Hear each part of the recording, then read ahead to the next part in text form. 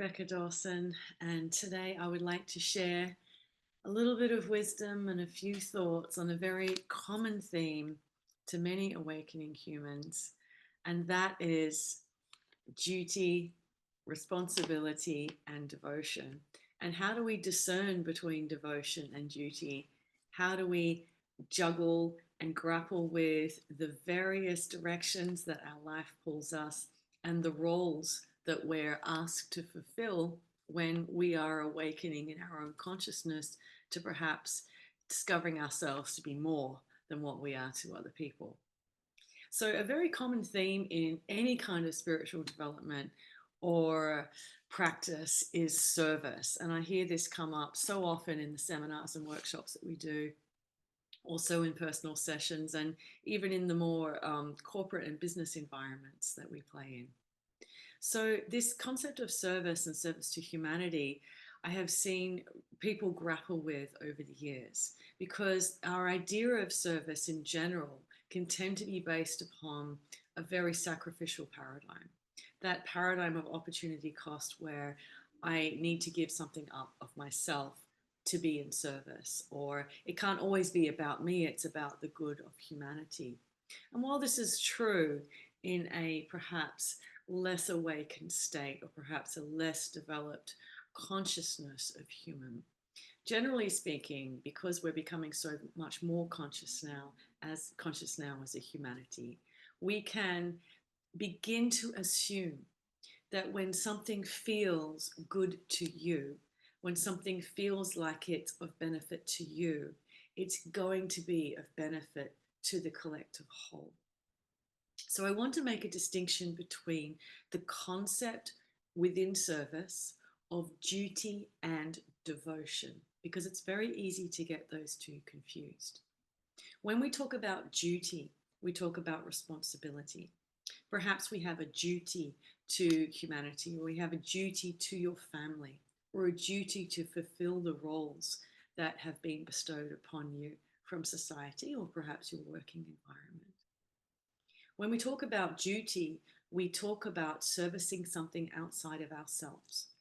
And then we speak about putting our own interests aside in order to fulfill that duty. That's when an awakening consciousness starts to feel weighted by roles and weighted by the concept of service.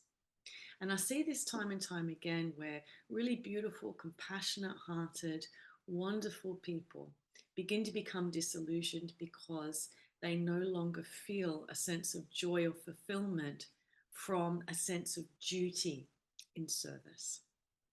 So, what I'd like to put alongside that now is this concept of devotion, because devotion is a sense of service to the consciousness or source energy or God or light, whatever you wish to call it, that exists within all things, and the most easily accessible place for you to access that is within yourself.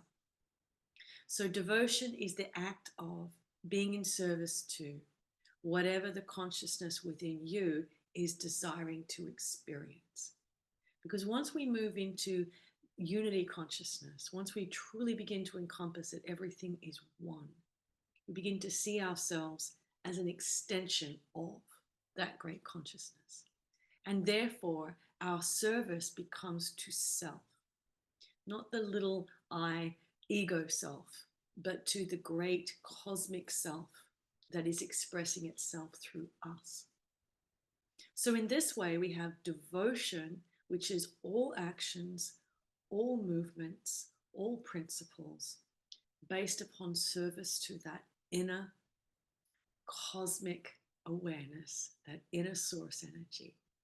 And then we have duty, which is a sense of service to something outside of ourselves that we often will put this feeling aside for. So, very important for many people right now, because there's a lot of people who are becoming disillusioned with their role in service, disillusioned with the way in which they were being of service to humanity and to the earth and to life. And that sense of sacrificial service or servicing something outside of yourself in an act of duty is becoming heavier and heavier and heavier as humanity expands into a consciousness that's about sovereignty and honoring the light within. So if your focus now is devotion rather than duty, you can always be bringing your attention and awareness back to what feels expansive and good within myself. If I am acting from there in devotion to my own inner consciousness and guidance, I can then be assured that whatever I am doing from that place is ultimately going to be of service to all and service to humanity. So the new service is an act of devotion to self that benefits everyone. The old paradigm of service is duty to something external and sacrificing the devotion to self. And of course, the ultimate awakening is when, through acts of devotion on a daily basis, we discover that we are, in our essence, serving humanity with our presence, with our actions and words from honoring the light within. And we get to experience the joy of other people experiencing the joy within us.